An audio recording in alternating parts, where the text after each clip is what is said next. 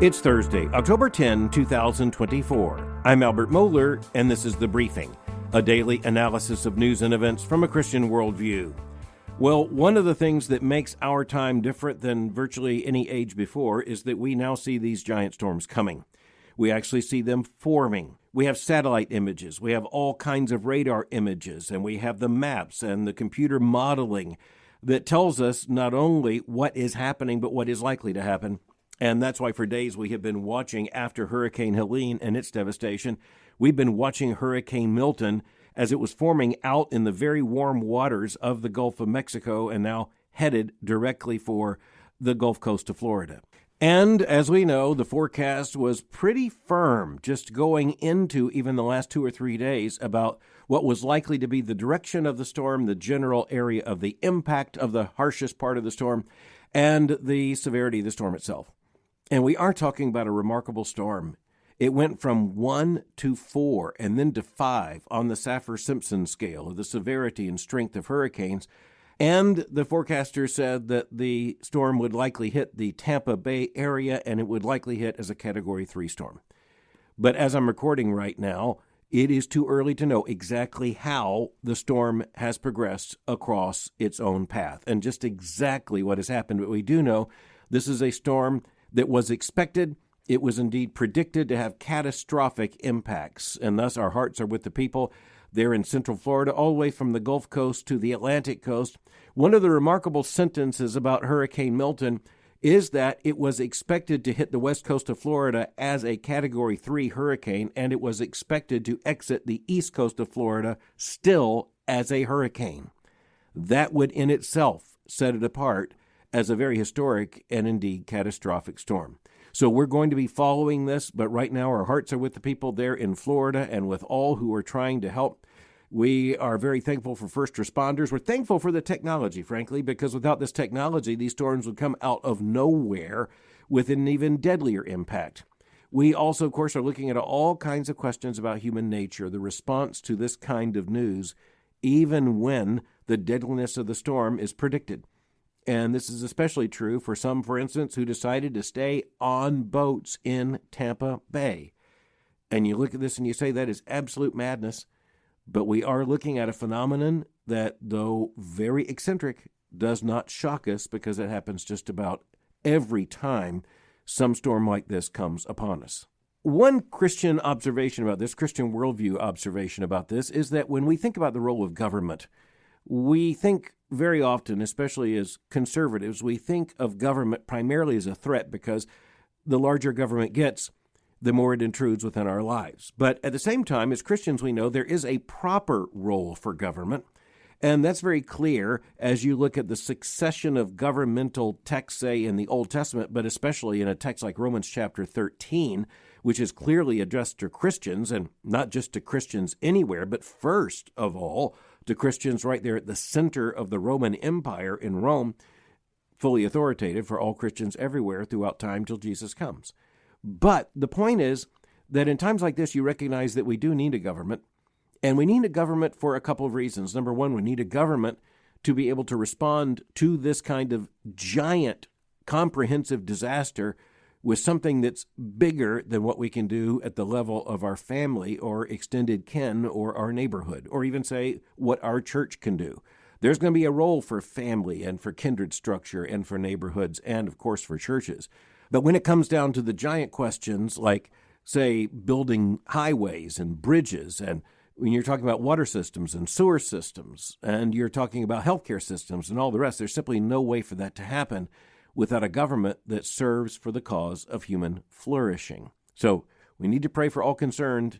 We are talking about a matter of life and death, but we're also talking about many dimensions of, well, how the Christian worldview leads us to think about some of these things at a level deeper than just what's the latest headline. Okay, as we look at some other fronts as we are thinking about today and the days ahead, we have been tracking for years, frankly, the story of Jack Phillips, the baker there in Colorado, who has been made, well, let's just say, accidentally famous because of the efforts taken against him and his bakery when you had different governments taking actions that would have coerced him against his Christian conscience to use his artistic ability against his convictions. Indeed, his conviction about the sinfulness of homosexuality, the wrongness of homosexuality and homosexual relationships, and the rightness of marriage as a union of a man and a woman, which is to say he wants to make wedding cakes that are consistent with his convictions, which, after all, does require an artistic expression. So it's not just, say, putting words,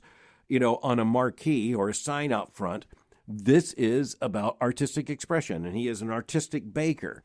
And, well, you've had at least some victories, but, here's where we just need to recognize that even as you had Jack Phillips basically escape from the clutches of the progressivist earlier in some developments, the other side just doesn't give up. Activists were on him the very first day they could be at him on the issue of making claims of discrimination. And just recently, what happened in the case of Jack Phillips is that Colorado Supreme Court, Tuesday of this week, dismissed a lawsuit against him, a lawsuit brought by a transgender woman, but it was dismissed on procedural grounds. That is to say, it was, in one sense, misfiled at the wrong level of court. There are other issues that pertain here, but what's really interesting is that at least one of the judges on the Supreme Court who was dissenting from dismissing the case on procedural grounds, well, he came back saying that it gave Phillips, that is the baker, quote, a procedural pass. So you'll notice that it is not just liberal activists, it is also liberal judges who are a huge problem here. And before we leave the case of Jack Phillips, because I promise you, one way or another, I'm afraid you're going to see another case filed and then another case filed and then another case filed, especially when it's thrown out, a case is thrown out for procedural grounds. Someone learns from that and comes back and refiles it in a different way. And this is just a warning to all Christians everywhere. Those who are pushing for the leftist movement in this society, the unraveling of creation order, and the absolute celebration of the LGBTQ movement, all related identities, relationships, etc., they're not going to rest until you say you agree with them. That is exactly what they are pressing. This is why Christians have to know we can't do that. And we can't do that. And even as we can't, we know that we may pay a price for not doing that. And this is where it's absolutely right to push back. And this is why I'm thankful we have groups, organizations, institutions that will defend Christians and others in the public square and, frankly, make a specialization of that. And with a lot of legal firepower, I'm very thankful. But at the end of the day, it is just a sobering reminder of the fact that the other side doesn't take no for an answer. And we see that right now on the issue of abortion, but we see it across the board on the LGBTQ revolution as well. And here's where we need to recognize it's not just a problem in the United States. I want to turn to a development that has recently taken place in Europe, where the European Union has now been ordered to recognize gender identity changes. As the New York Times reports, quote, the European Union's top court on Friday of last week said governments in the bloc, BLOC, that means the group, must recognize legal changes to a person's gender identity and name made in other EU nations, a milestone ruling that rights campaigners say will give transgender people more freedom to live and work around the region, end quote. This decision was handed down by the Court of Justice of the European Union, and it was because a man who had citizenship in both Britain and Romania was identified as transgender and, quote, challenged a decision by a local civil record authority in a Bucharest court. That Romanian court had rejected the man's application to change his gender identity on official documents, but because another EU country had approved it, well, now you have this court saying that every member state in the European Union must extend full recognition when there is a non-binary or transgender new identity. Now, you look at that and you say, well, that's very European. I mean, that sounds about right when you consider the progressivism and the secularization that has taken place in Europe. And on so many of these trends, you have seen Europe ahead of the United States, but you understand this is exactly parallel to some of the things going on, at least in the strategy of LGBTQ groups here in the United States. Now, we have a federal system. We are a nation of 50 states. We're not a union of independent states, although there are huge questions about just how independent many European nations now are. I mean, they are just now redefining marriage effectively in Romania by this ruling. But, there's some huge issues at stake here. For one thing, you have the Christian principle of subsidiarity. And I bring it up from time to time because it's just absolutely necessary to understanding what's going on here. That Christian understanding of subsidiarity reminds us that the greatest truth and authority exists at the most basic unit. And it worked both ways. So it works fundamentally by saying that, for instance, if something's healthy at the level of the family, it is likely to lead to healthy neighborhoods. And healthy neighborhoods will lead to healthy communities. And healthy communities can lead to, say, healthy states or healthy regions or provinces. And healthy provinces can lead to healthy countries. But the Christian worldview reminds us that it works the other way as well. If you have a family that is not healthy, you're not going to have a neighborhood that is healthy, or at least if a sufficient number of those families in the neighborhood aren't healthy, the unhealth goes up, and then the unhealth goes up to the next level, and then the unhealth goes up to the next level. Now, there's even more to that Christian understanding of subsidiarity. It also has to do with authority. So, for instance, take a child. What is the right, proper authority over the child? It's not the President of the United States. It's certainly not the Secretary General of the United Nations. It is mom and dad. And so that subsidiarity says that the greatest authority and the greatest health subsides. That's why it's called the doctrine of subsidiarities, because it subsides at the most basic unit. The greatest subsidy is in the most basic unit. And so now you're looking at the European Union. Now, the European Union is an abstraction. I'm not saying it's not real. I am saying that it's a union, supposedly, of all of these European nations that have joined it. But you know what? They still speak different languages, and they still have different customs. And by the way, given the Schengen Agreement, as it was known, they were to have a common passport, and you were not to have to go through passport control going from EU country to EU country. But you know what? The very real threat of terrorism has put an end to that, also human trafficking. And so many nations are now going to be redefining that Schengen Agreement, so you better keep that passport handy in Europe. But it's just an indication of the fact that, and by the way, the EU is not the USA. And so we're not talking about a federal government. We're talking about a union, which is a partial union. But you know what? You have to ask the question, are many of the countries going to stay in the EU? If they're told you have to toe the line when it comes to transgender identity, if it's recognized in one country, you have to recognize it in your country. Well, let's just say Romania and Hungary and Poland are in a different situation than some of the more liberal nations in Europe. And by the way, this parallels the fact that they are among the less secular of the European nations as well. Now, we're also not talking about something that's just an easy overlay, because I'm not saying there are no liberals in the countries of Hungary or Romania or Poland. But say in Poland, you have abortion laws that are quite a bit more restrictive than what you have in the rest of Europe. How long is it until the EU or some EU court says you can't do that anymore? So it's going to be very interesting to see where this goes. But I raise it not just because it's interesting, but because it really does illustrate what happens when you have these kind of international courts that are ruling on something as basic as personal identity and gender, sex and marriage in the family. And we recognize there's going to be no way that there won't be those who try to do the very same thing here in the United States. And it's not just what might happen at a federal level here in the United States. It is that there are those on the left in the United States who want us as a nation to be a part of these kinds of international tribunals and accountable to them. And this is just another illustration of why we must do whatever it takes to make sure that does not happen. Well, all right. Now, let's just next look at the transgender issue in terms of American teenagers with a new story. The New York Times was hot on the story.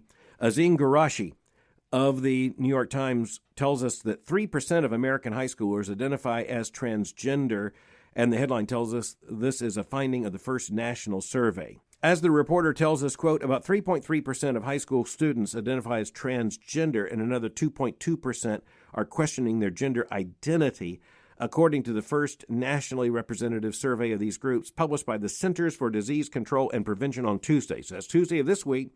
It's our federal government, the Centers for Disease Control and Prevention, and there is the estimation that in this first massive study, about 3.3% of high school teenagers identify as transgender, and another 2.2% are, we are told, questioning their gender identity. Now, you can do the math. 3.3 plus 2.2 equals 5.5. And so we're told that roughly 5.5 out of 100 teenagers is identifying as either transgender or as questioning their gender identity. Now, the study also tells us that, quote, transgender and gender-questioning teenagers reported alarmingly higher rates of bullying at school, persistent sadness, and suicidal thoughts and behaviors, according to the survey. Now, I just want to stop there for a moment. I want to work backwards because I think we're all brokenhearted to know about this reality. And the number's interesting, but frankly, the tragedy's bigger than the number.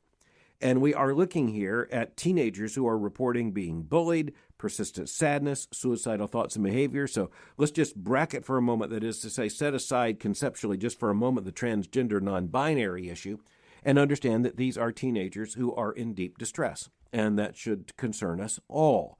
But here's what we need to notice in worldview analysis, what the world's doing with this.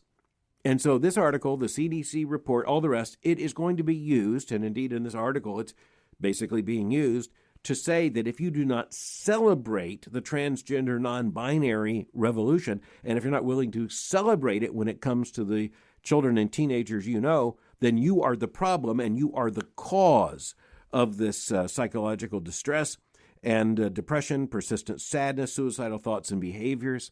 And you know, our worldview says that, well, that kind of thing could surely happen, and we want to understand that, but we are looking at the truth of the situation, which we cannot deny. We're looking at God's gift of gender. We're looking at a biblical understanding. And we actually believe that if you try to subvert or deny that, that is going to lead to persistent sadness and to depression and to suicidal thoughts and behaviors. So we really are looking at a clash of worldviews here. And what is common to all in this clash of worldviews is the fact that we genuinely are concerned for these young people and want to help them to get over this distress. But we're in absolute opposite positions in understanding why there is such distress. It is, on the one hand, the LGBTQ activists would say, because conservatives, and in particular Christian conservatives, won't go along with the revolution and just applaud and affirm transgender and non-binary identity. And of course, we as Christians have to say, well, you know, we believe what we're doing is affirming these young people by affirming creation order and affirming their place in creation order and their beauty and their worth and their dignity by the Creator's design. And we're trying to help them to find wholeness, at least in terms of their identity, by understanding that they are who God made them to be. And obviously, we want to confront them with the gospel, but we also want to confront them with the good news that they in themselves represent the glory of God in creation and in creation order. And we believe the cause of the distress is those who want to undo creation order. And we would see the evidence of what that leads to in terms of all the unhappiness experienced by these teenagers. One other thing comes up, and this is also clear, and that is there's an imbalance in terms of the number of young people going one direction or the other in terms of their assertion of identity. But it's also really clear that particularly among female young people, among girls and young women, there is at least some phenomenon of social contagion, which is to say, the numbers begin to look, well, like they're following a pattern where an increased number of young women or girls identifying as non-binary or transgender actually leads to an even bigger number of adolescent girls reporting the same thing. By the way, the LA Times, I'm sure that's not a coincidence given the way the coastal regions of the United States are in so many ways generally more progressivist than the inland country. You have a man who is writing an article for the Los Angeles Times entitled "Why Adults Shouldn't Worry When Kids Are Gender Non-Conforming." And here's a man who writes about having lunch or brunch with his old friend Dan. And as he tells us, halfway through his breakfast burrito, he casually mentioned that his youngest child had started identifying as non-binary. The author says, I'd known Brady, that is the child, since early childhood, and they, there comes the pronoun, had always known their own mind and been unafraid to speak it. That they were owning their identity with such ease, bypassing the decades of confusion I went through before realizing I was trans, felt like cause for celebration. But now you realize all of a sudden that this is a writer who identifies as trans and writing about young people identifying as trans or non-binary. And again, the worldview collision comes down as to whether or not you see this as good news of self-expression or very sad news of defiance of creation order. Later in the article, this particular trans writer speaks of this contagion I mentioned, of the fact that there is influence, clearly social influence and social pressure in the lives of many teenagers, in particular teenage girls on this issue. And he says, when you see these kinds of groups, they are formed for safety and support. And then this line, quote, "This isn't social contagion, it's solidarity," end quote. Oh, wow. Well, here we're looking at a biblical pattern that when sinners, and I don't use that as a term just to dismiss them. I mean, this is evidence of human sin, revolt against creation order. And when you look at this, you realize that what sinners want is the fellowship of fellow sinners. And one of the things that's being demanded of us in the LGBTQ revolution, especially in the T and the non-binary part, is we are being asked to go along with someone's assertion that we know not to be true. And so we are really looking at a problem. You can understand why, if you have a social group of support that says, look, we will say what you want us to say, no wonder you have the development of these kinds of cliques and other groups for, quote, solidarity. As we come to a conclusion for today on this issue, I want to mention that there was a front page story in the New York Times about the presidential campaign as related to at least in part the transgender issue. And I just want to say the bottom line in all of that is that guess what? Guess what? Americans aren't as ready to, say, move ahead with policy procedure and even public affirmation with the transgender agenda in the same way that they so quickly folded, at least large parts of our society folded, on the issue of, say, the L, the G, and the B. And I think it is because when you're looking at the defiance against creation order, the T is in a category all unto itself. The transgender non-binary is in a category all unto itself. And one of the things I want us to think about in days ahead, we'll have opportunity, what is being demanded of us is this giant exercise in mutual self-delusion. And, you know, you can find it quite comfortable to join this mass exercise in mutual self-delusion because we get all kinds of affirmation. The liberal media will love us. You know, many people who are activists in our community will say we finally saw the light and joined the right side. But this is where we as Christians can't see this merely as an issue. I just want to end today on this issue by saying we have to see all the human beings involved in this as individuals who are persons made in the image of God, made male or female for God's glory. And so we can't join this kind of contagion in the sense of celebrating a revolt against creation order here, not because we just are in principle against revolting against creation order. We are. But it is because we do not believe that will lead to human happiness, but to incredible human sadness and indeed even tragedy. So maybe even thinking about this today will lead you to pray for a young person you know who may be struggling with some of these issues. And we pray for them that they will come to know the glory of God and the glorious purpose of God in their lives in such a way that they understand that they are not an accident and that God has a purpose for them, and that purpose is reflected even in how he made them. As we're praying, we'll continue to pray for the folks in Florida, and we'll be watching these developments together. Thanks for listening to The Briefing. For more information, go to my website at albertmohler.com. You can follow me on Twitter or X by going to twitter.com/Albert Mohler. For information on the Southern Baptist Theological Seminary, go to sbts.edu. For information on Boyce College, just go to boycecollege.com. I'll meet you again tomorrow for The Briefing.